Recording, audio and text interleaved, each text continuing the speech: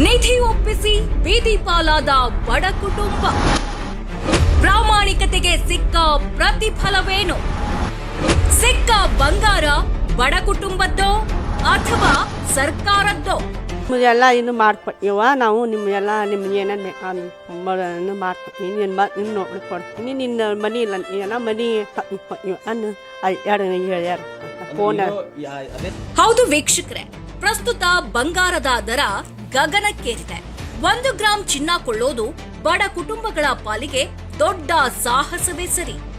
ಅಂಥದ್ರಲ್ಲಿ ಭೂಮಿಯಲ್ಲಿ ಅಡಗಿಸಿಟ್ಟಿರೋ ನಿಧಿ ಸಿಕ್ಕ್ರೆ, ಅದರಲ್ಲೂ ಅರ್ಧ ಕೆಜಿಗೂ ಅಧಿಕ ನಿಧಿ ಸಿಕ್ಕ್ರೆ ಹೇಗಿರಬಹುದು?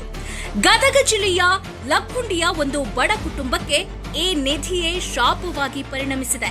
ನಿಧಿಯ ಕನಸು ನುಚ್ಚು ನೂರಾಗಿದೆ.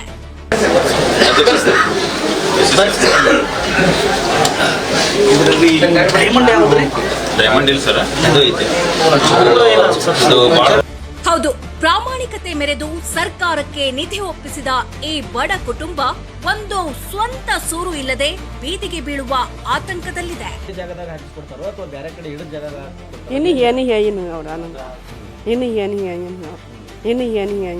ಮನೆಗಾಗಿ ಅಡಿಪಾಯ ಹಾಕುವಾಗ ಸಿಕ್ಕ ಚಿನ್ನದ ನಿಧಿ. ಗದಗ ಜಿಲ್ಲೆಯ ಐತಿಹಾಸಿಕ ಲಕ್ಕುಂಡಿ ಗ್ರಾಮದಲ್ಲಿ ತಮಗಿದ್ದ ಜಮೀನನ್ನ ಮಾರಿ ಅದರಿಂದ ಬಂದ ಹಣದಲ್ಲಿ ಬದುಕಿಗೊಂದು ಆಸರಿಯಾಗಲಿ ಎಂದು ಒಂದು ಸೂರು ಕಟ್ಟಿಕೊಳ್ಳುವ ಮಹದಾಸೆ ಹೊತ್ತಿತ್ತು ಈ ಬಡ ಕುಟುಂಬ. ಮನೆಯ ಅಡಿಪಾಯ ಅಗಿಯುವಾಗ ಅವರಿಗೆ ಚಿನ್ನದ ನಿಧಿ ಪತ್ತೆಯಾಗಿತ್ತು. ನಿಧಿ ಸಿಕ್ಕಿದ ಕೂಡಲೇ ಆ ಬಡ ಕುಟುಂಬ ಯಾವುದೇ ದುರಾಸೆಗೆ ಒಳಗಾಗದೆ ಪ್ರಾಮಾಣಿಕತೆ ಪ್ರದರ್ಶನ ಮಾಡಿತ್ತು.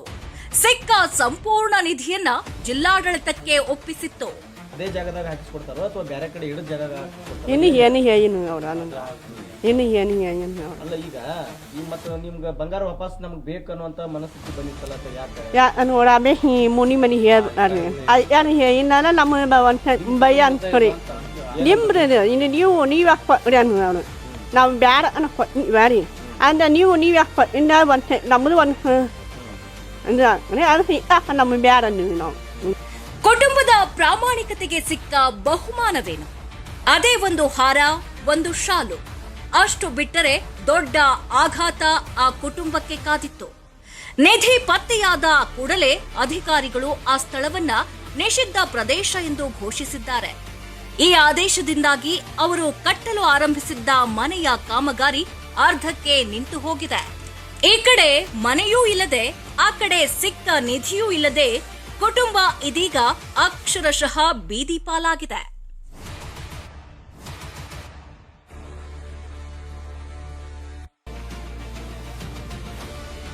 ಮನೆಯ ಯಜಮಾನನನ್ನ ಕಳೆದುಕೊಂಡ ಮಹಿಳೆ ಹಾಗೂ ಆಕೆಯ ಮಗ ಸದ್ಯ ತಮ್ಮ ಸಂಬಂಧಿಕರ ಮನೆಯಲ್ಲಿ ಆಶ್ರಯ ಪಡೆಯುವಂತಾಗಿದೆ. ಇದರ ಬೆನ್ನಲ್ಲೇ ಆ ಕುಟುಂಬಕ್ಕೆ ಸಿಹಿ ಸುದ್ದಿಯೊಂದು ಕೇಳಿ ಬಂದಿದೆ. ಪುರಾತತ್ವ ಇಲಾಖೆಯ ಅಧಿಕಾರಿಗಳು ಸ್ಥಳಕ್ಕೆ ಭೇಟಿ ನೀಡಿ ಪರಿಶೀಲನೆ ನಡೆಸಿದ್ದು, ಇದು ನಿಧಿಯಲ್ಲ, ಬದಲಾಗಿ ಚಿನ್ನ ಎಂದು ಸ್ಪಷ್ಟಪಡಿಸಿದ್ದಾರೆ. ಈ ಹೇಳಿಕೆ ಗ್ರಾಮಸ್ಥರು ಮತ್ತು ಚಿನ್ನ ಸಿಕ್ಕ ಕುಟುಂಬದ ಮನಸ್ಥಿತಿ ಬದಲಾಯಿಸಿದೆ. ಅದು ನಿಧಿ ಅಲ್ಲದಿದ್ರೆ ನಮ್ಮ ಆ ಚಿನ್ನವನ್ನ ನಮಗೆ ಕೊಡಿ ಅಂತ ಒತ್ತಾಯಿಸುತ್ತಿದ್ದಾರೆ. ಏನೇನು ಮಾಡ್ಕೊಡಿ ನಾವು ಎಲ್ಲಾರು ಮಾಡ್ಕೊಡಿ ಬ್ಯಾರೇನಿಲ್ಲ. ಅದು ಎಲ್ಲೆಲ್ಲ ಜನ ಹುಡುಗಿಯರ ಮನೆಗೆ ಮಾಡ್ಕೊಡ್ಬೇಕ್ರಿ. ನಾನು ಏನು ಉದ್ಯೋಗ ಕೊಡ್ಬೇಕ್ರಿ, ಮಾಡ್ಕೊಡಿ ಬ್ಯಾರೇನಿಲ್ಲ. ನಾನು ನಮ್ಮ ಅಣ್ಣರ ಸಾಲ ಪರಿಸ್ಥಿತಿ ದುಡಿಬೇಕ್ರಿ, ತಿನ್ಬೇಕ್ರಿ. ಮುಂಜಾನೆ ಹಾಕ್ಲಿಕ್ಕೆ ದುಡಿ ಮನೇಲಿ ಮಾಡ್ಕೊಳ ಮೂರಂತೆ ಹೋಗ್ಬೇಕು, ದುಡಿಬೇಕು, ತಿನ್ಬೇಕ್ರಿ ನಾವು. ದುಡ ನಮ್ಮ ಅಣ್ಣಾರ್ಗು ಅವ್ರ ಮನೆ ಅವರು ಒಂದು ಬೇರೆ ಸಾಲ ಮಾಡಿರಿ ನಮ್ಮ ಇಂಡಿಯ ಪರಿಸ್ಥಿತಿ ನಾವೇನು ಮಾಡ್ಬೇಕ್ರಿ, ಏನು ಮಾಡು ಅನ್ನೋ ನನ್ನ ಇದನ್ನ ತಿಳಿಯವನ್ನ ಏನು ಮಾತಾಡೇನು. ಒಟ್ನಲ್ಲಿ ಅನಿರೀಕ್ಷಿತವಾಗಿ ಸಿಕ್ಕ ಆ ಚಿನ್ನದ ನಿಧಿಯು ಆ ಕುಟುಂಬಕ್ಕೆ ನೆಮ್ಮದಿ ತರುವ ಬದಲು ಸಂಕಷ್ಟವನ್ನೇ ತಂದೊಡ್ಡಿದೆ. ಆ ಬಡ ಕುಟುಂಬದ ಪ್ರಾಮಾಣಿಕತೆಗೆ ಸಿಕ್ಕ ಬಹುಮಾನವೇನು? ಈಗಲಾದ್ರೂ ಸರ್ಕಾರ ಮಾನವೀಯ ನೆಲೆಯಲ್ಲಿ ಆ ಕುಟುಂಬಕ್ಕೆ ಸೂರು ನಿರ್ಮಿಸಿಕೊಡುವ ಮೂಲಕ ಕುಟುಂಬಕ್ಕಾಗಿರುವ ನಷ್ಟವನ್ನ ಭರಿಸಬೇಕು ಅನ್ನೋದು ನಮ್ಮ ಆಶಯ. ಅದ್ರ ಬಂಗಾರ ತಗೊಂಡ್ ಹೋದವ್ರು ಗಪ್ ಚುಪ್ ಆಗ್ಯಾರ, ನೀವೇನೋ ಏನೋ ಮಾಡ್ತಾರ ಏನೋ ಕೊಡಿಸ್ತಾರ ಅನ್ನೋ ಭರವಸೆ ಒಳಗ ಇದೆ.